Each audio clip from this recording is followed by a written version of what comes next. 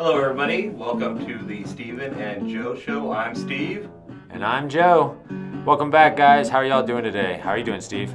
I'm doing good. I had a little trip to Lowe's this morning and, got some extra equipment in and doing some other stuff. Well, how about you, Joe?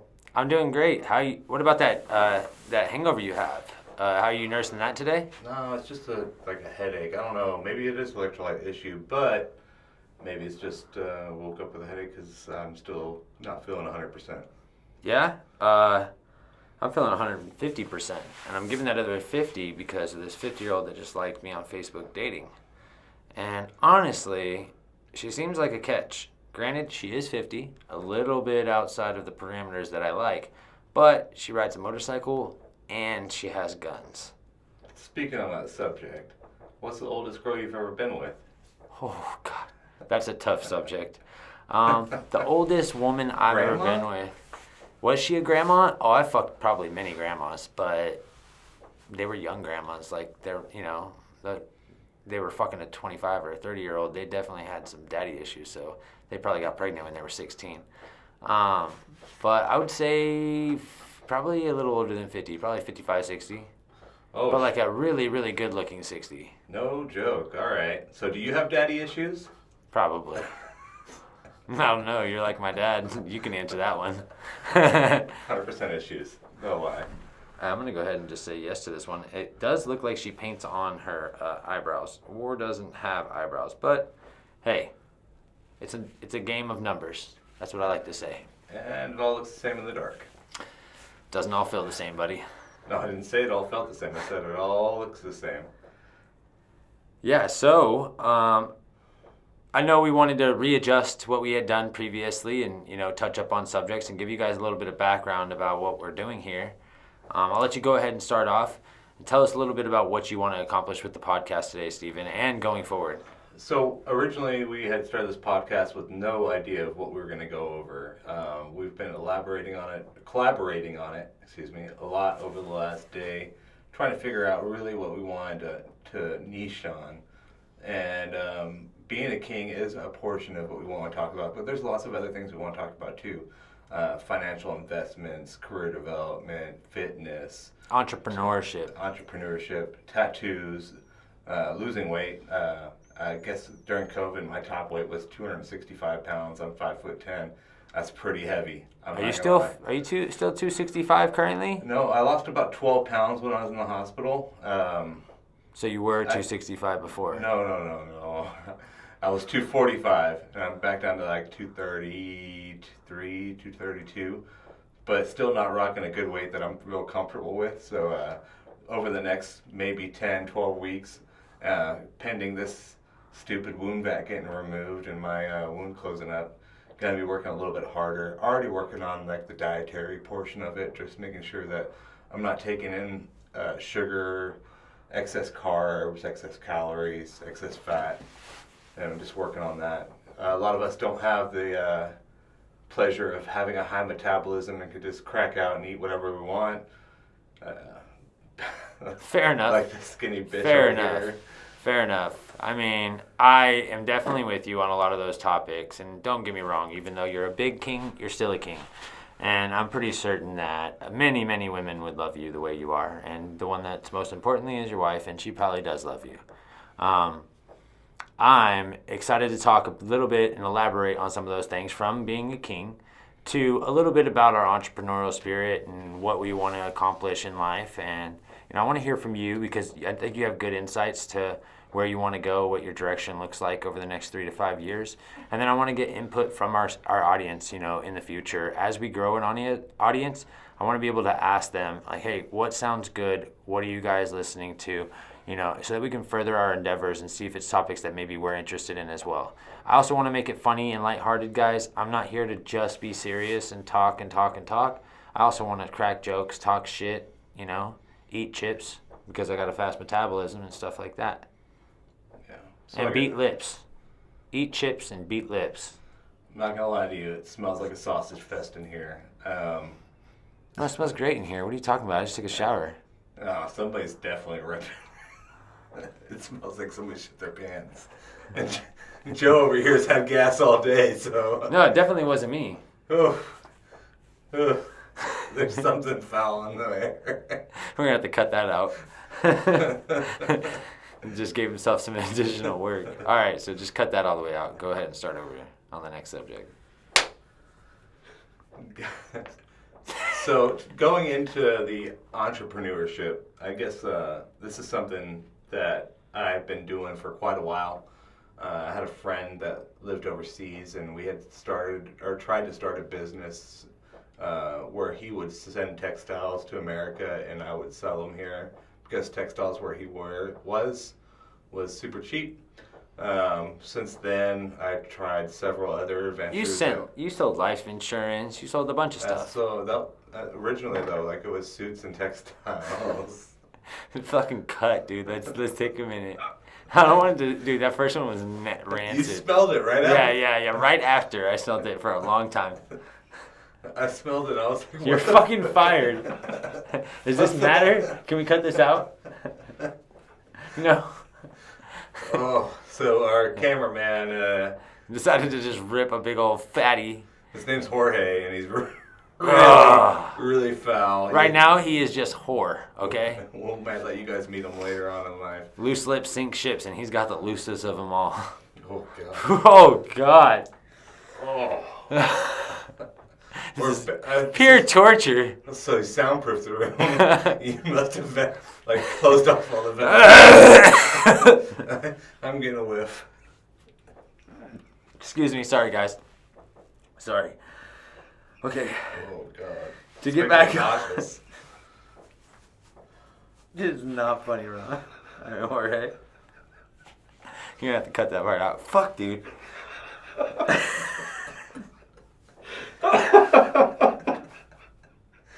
Curveball. Alright, so going back into entrepreneurship, I did try to do that textile business for a while. Then somebody approached me about selling life insurance, so I went and got life insurance certified with the state of Texas. Super easy test, studied for a few hours. Do you recommend that others get that? Is it fun? Is it enduring? Is it learning?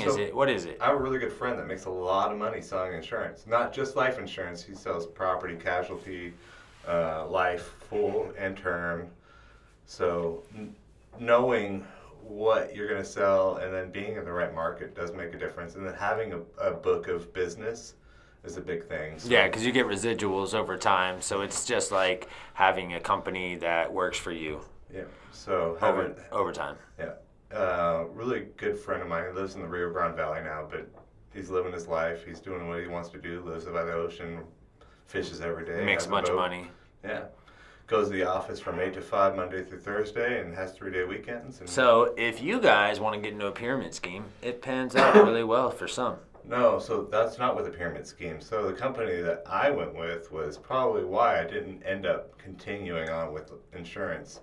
Well, what does he do? He worked with State Farm for a while. Oh, okay. So then he transitioned from State Farm to starting his own branch. He has his own business. So he has his own book of business. Yeah, so he's making money for himself and for State Farm. No. Not just State Farm. Like he has a book of business he bought out. Yeah. And got to keep. And then he started growing. Now he's buying now his investors, he has to pay them if they have a life insurance policy. Who's paying the life insurance policy? So whoever he does the business with. So there's more than just State Farm. Like he goes through a bunch. Okay, so he utilizes multiple vendors for his end. For his end users. Yeah, I don't know all his vendors. So. Yeah. But that's pretty cool. After that life insurance stint, I did try to do a few other things. A lot of things failed. We tried to open up a shop. Don't open up a shop that doesn't have AC in South Texas. Yeah, highly unrecommended. It was okay for the first few months, and then spring rolled around, and it literally feels like a sauna.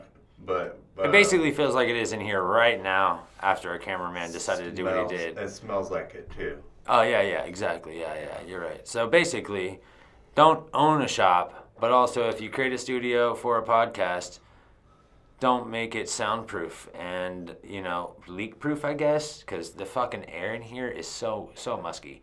And I'm not going to lie, I do still love my women, moist and unstable, but not the room around me. when it smells like shit and skunk. But that being said, I think that's great. What are you looking to do in the next 3 years, though? Like, you've talked about your past. What are you looking to do? What are you looking to accomplish? Where does your next 3 years entail, and where do you want to be in life? So I'm gonna keep throwing noodles at the wall until something sticks. We're doing a podcast now. Oh wait, hold on. Let me make a statement on that. That was a great analogy, and I do that as well. I throw noodles at people all the time and hope one sticks, but it doesn't work. I don't like them. I enjoy them for the time being, and I keep them on that list, that ever-revolving list, but not really stick. But go ahead, keep going. Are we talking about relationships, or are we talking about work? Well, I just know that your relationships are like WD-40. What is that? Loose and they just go away. Anyways. Fair enough. It was not Loctite. Oh, that's a good one. That's really good. I like that. So, doing this podcast now, but we got a couple other business ventures that we're trying to do.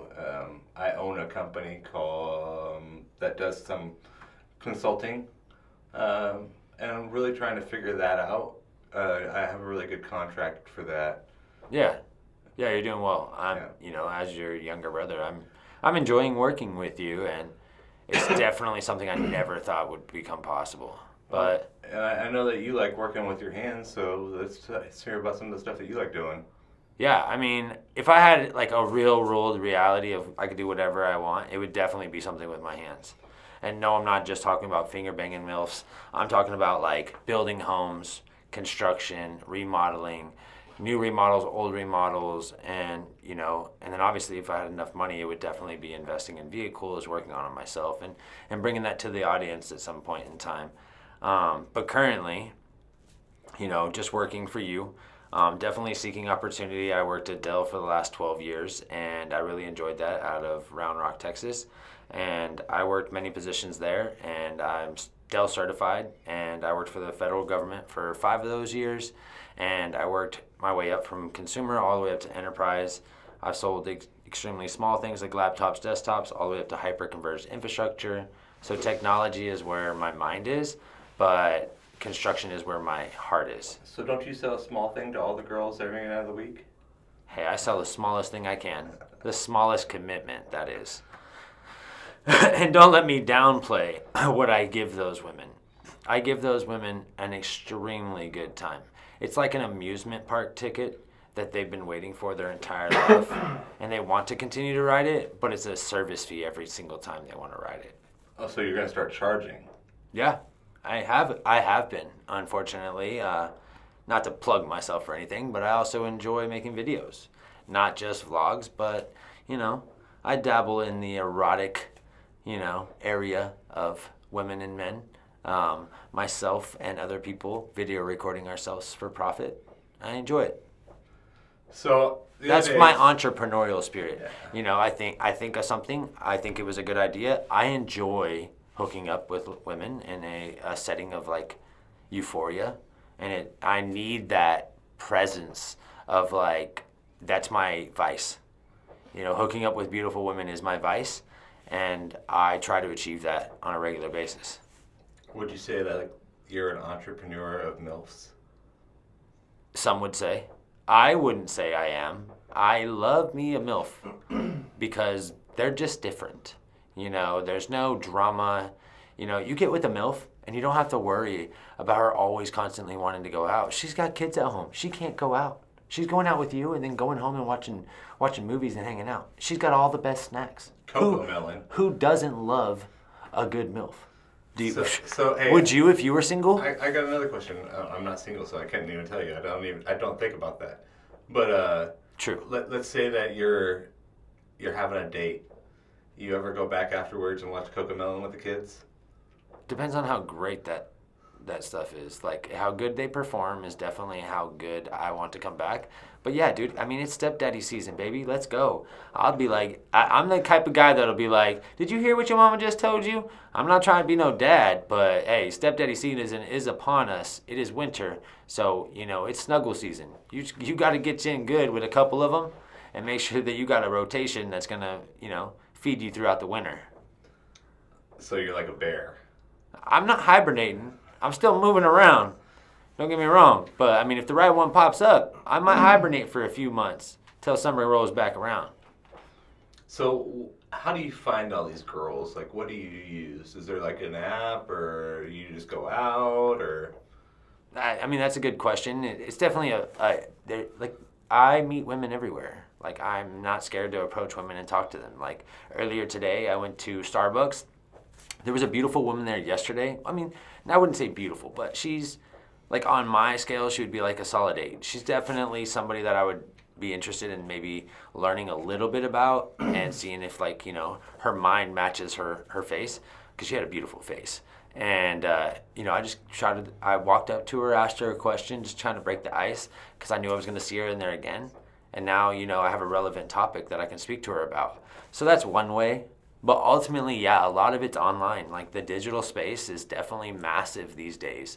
I think the digital space is not utilized correctly, and I think guys lack the empowerment of being able to communicate effectively. And I think it's just something that comes naturally to me. So we talked about this a little bit yesterday on our podcast, about the digital space and how there's kings and queens now, or the reference to. How do you feel like the digital space has empowered women and empowered men to be the way that it is now? I think it's definitely changed everybody's perspective on how to approach a woman, and kings know it. They're kings. Like, kings just definitely get it. They have this self-confidence. They have like a slight ego-ness to them. They know how to utilize their charm or whatever makes them witty or funny.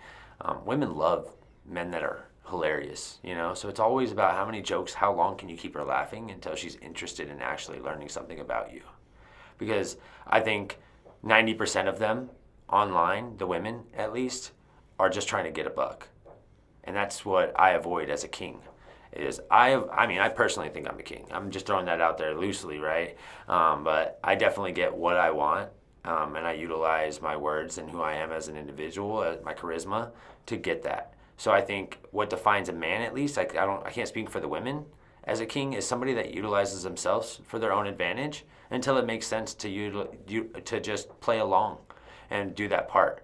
Because granted, there are women that have thrown me off course, right? I have women that I've been like completely blown away with and changed my thought process because of. But never a woman that's like, you want to buy my OnlyFans? You want to buy a feet pic? You want to send me $50? Or like text me and says, yeah, I'm really struggling with bills, and I will literally just block her before I ever reply to that text ever. Especially if it's in like the first month that I'm talking to a woman. If she's talking about if I'm asking her about her problems, that's one thing. But if she's telling me about her problems in random conversation to try and make me feel like I should help her, I will delete her.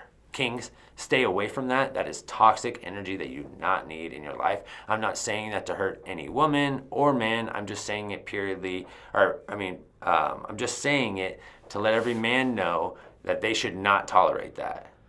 It's how it is nowadays, and it shouldn't be acceptable. So I get that too. I feel like there's a bunch of issues going on the digital landscape that has made this possible. OnlyFans has really made women feel more prestigious and promiscuous, and I feel like that is one of the top reasons that women feel like they can get money from men now. This has been a long-going issue, women going to the bar, trying to get free drinks, whatever. But I feel like the digital landscape kind of opened this up for everybody to really like zone in, and I feel like the women or the queens that are doing this really are manipulating the system for financial gain. And as a man, it doesn't feel like we should have to acknowledge that or accept that. And that's why we're talking about misogyny and about there being kings and queens. Put that, hold on, you just said queens are women that can get something from a man. A real queen is a woman that doesn't even need a man, but chooses to have one in general. So our definition of a queen is completely different. These ladies may think they're queens, but they are clearly not. They are the bottom of the totem pole, unfortunately, within that space. No, I get that 100%. Now, let's not drag this on, but yeah. No, I agree with you 100%. I'm just saying that's what they consider themselves. Okay. They consider themselves queens, even though they're just manipulating the market and maybe making a few bucks off of some titty pics. And it's kind of gross.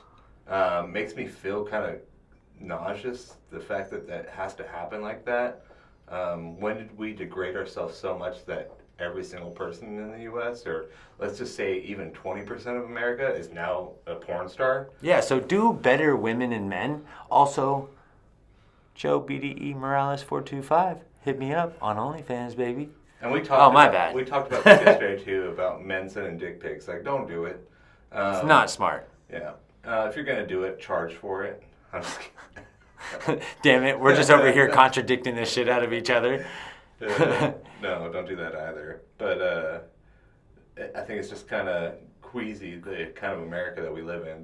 There's even, I guess, people running for state officials and city electives that have OnlyFans, and it's popping out of the woodworks now. No, that's fine. I mean, whatever people do, keep their business and their pleasure separate. But regardless, that's enough on women and men today. Can you imagine? So kings and queens God damn it. are good, right? I get it. I think that city officials can do whatever. I think everyone should have an OnlyFans if that's what they want. But just know that there are going to be a lot of people out there that don't think as highly of you as you think of yourself. And also, let them have their own opinion. You know, not everyone's open-minded, nor should anyone be open-minded in regards to this aspect. I don't believe women like me because I have it, you know, or other people have it. And I don't think I'm better than anyone because I have it or anything like that. I just wanted to explore. I thought it was exciting. And some of them are in that market just for that. So I'm not hating on, don't get me wrong, I'm not like saying OnlyFans is a bad thing. I'm saying that women that try to collect money on men because they think that, well, these other women do it on OnlyFans, so let me show you some boobs for $50 and we'll call it a good transaction. That's where I'm cutting the line. Like, okay. That's where I'm cutting the line. Yeah. Like, you know, be an entrepreneur. You want to go out there with your husband, put some sex videos online. Do it. That's you. Do it and make some money for yourselves. But also, what about those queens that are real queens out there? Like, I've had some women around me that have just been exceptional. Yeah, have you ran into any women, like, even though you're married, have you ran into any women and even at, like, you know, like at a bar or something, and you're just like, wow, this woman's amazing. You may have known her for years, and like, how are there so few and far between nowadays comparative to what we used to have back in the day? I guess I just don't think about it like that. Like, when I have an interaction with a woman, it's not, oh, this girl's a queen, or yeah, definitely not. Like, no, but she has those values is what I'm saying. Yeah, no. Like, you can see it within a woman and you know her background and such, and you're like, how does this woman do it? Different mindset, single, married. But so. Not even that. I'm just saying, like, yeah, okay, It you're does- right, it does you're play a right. lot So into you're it. not playing into the fact that maybe you're not thinking of them the same way as me. Like, Yeah. you're not approaching, like, in the mindset, You're approaching it you're not looking- calculating them, You're looking essentially. for a queen. I'm not looking for a queen. No, I've had plenty of queens. I got No. queens in my phone right now that want to hook up. But I'm looking for, like, something that astonishes me. It's hard to fill that void. And, you know, after you've been married and such, if you were to ever divorce, you'll see. It's hard to fill that void, and it's hard to want that again. You know, that lockdown. Is a woman worth being locked down? And for how long? Because of the digital space nowadays. Nowadays, social media, there's always the better looking woman. There's always a better looking man. Like, how confident are you in your abilities to please a woman long term? I'm pretty confident. 15 years.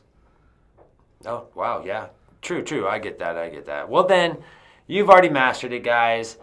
On to the next subject. So you were talking about your 3-year plan. Are there any things that you want to buy within the next 3 years? I kind of want to buy maybe just like a little toy car for myself, something I could work on, maybe something that's already kind of retrofitted, but I could add to it. Little car. How are we talking? Like 2 inches so you can stick it in your butt? Retrofit it? So if we're going to talk about sticking stuff in our butt, how many Legos can you fit? I don't know. I haven't tried. How many of you? 14. 14. Why? Oh, ew. That's fucking nasty.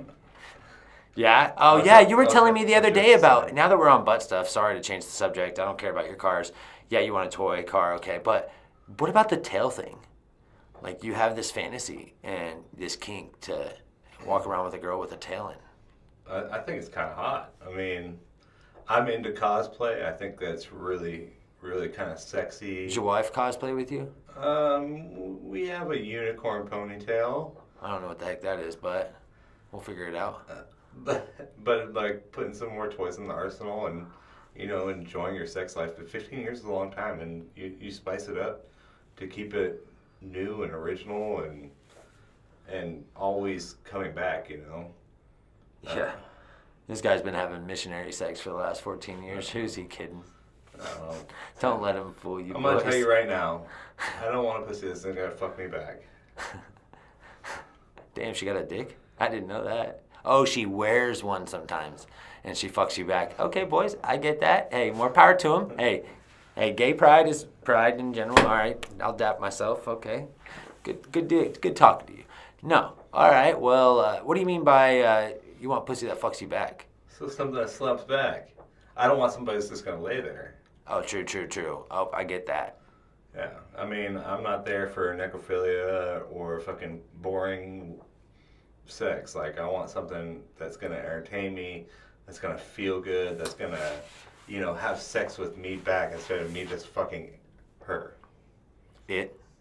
Her. You said it. No, I said her. You said it, her. It, her. I'm gonna give you hell today. I almost cracked a joke on you, but I'm gonna be a little light today. So on to the next thing. Back to your car. I have ADHD, guys, and you'll find that out soon enough. What kind of car? Do you know, particularly a type of genre and why? Do you want a sports car, try and feel young again, midlife crisis? What's going on? 350, 370Z, or RSX, possibly. Money was no option, that's still it? Money's always an option. If money wasn't, though, you had an extra $10 million in the account, what car would you get? If I had an extra 10 million in my account, I would have multiple cars. Yeah. So it wouldn't matter. But not a specific one? Yeah, this is your dream car. Like you want to play with it and have fun with it. This is your everyday, your average Joe. Yeah. Same. No. Yeah. My average Joe car would still be an R32, but I get it. If you had $10 million, you'd still probably have an R32 in the lineup somewhere. Yeah, or definitely. Or an R34 or an R35. Yeah, and I would definitely have an LP640 Lamborghini. Gated manual transmission, just fucking 500 in existence, just fucking beautiful car. Doug DeMiro and them at VinWiki. It's a site online about these guys that curate cars and stuff, and they are phenomenal. And one of the guys that owns VinWiki, he owns a bunch of these LP640s or has owned a couple of these LP640s. He's so tall that he has to literally take the seat out of the vehicle so that he can drive it. But he loves it so much he just drives it on the floor. That's crazy. How low are those cars? They're really small, really low. They're hard tops, so it's not he has one that's a soft top, a roadster or whatever you call it. But he has a green LP640, and I mean it's phenomenal looking. But all of his cars are high mileage cars. These are cars that you drive in day out. Doesn't matter what kind of mileage. He's looking to have the top mileage in the country on his cars. So if I was to buy a Lamborghini and money was no option, I would definitely be a car guy that drives his cars. Not looking for showroom quality. I want to drive and enjoy the piece of machinery that was built in front of me. No, I get that. So a Lamborghini, do you think you'd fit in one of those? Would you have to take the seat out too? Is it kind of like one of those kid cars where you put your feet out and you're ee? No, I mean it's a V12 naturally aspirated vehicle. I mean it's a beast of a vehicle. Don't get me wrong. And yeah, I think he's just 6'6", so he's about 2 inches too tall. You know what I mean? He can sit in it, but he can't sit in it comfortably. This girl over here, that one of the girls I met on that dating site, this girl is sending me a shit ton of songs right now, and I'm just please leave me alone. Not to get, yes. Yeah, I got her number already texting, and now she's sending me a bunch of songs because I told her I liked music. I guess that's how 50-year-olds attract 33-year-olds. But I wouldn't know. When I'm 50, I hope I get to pull some 33-year-old. That's all I'm going to say.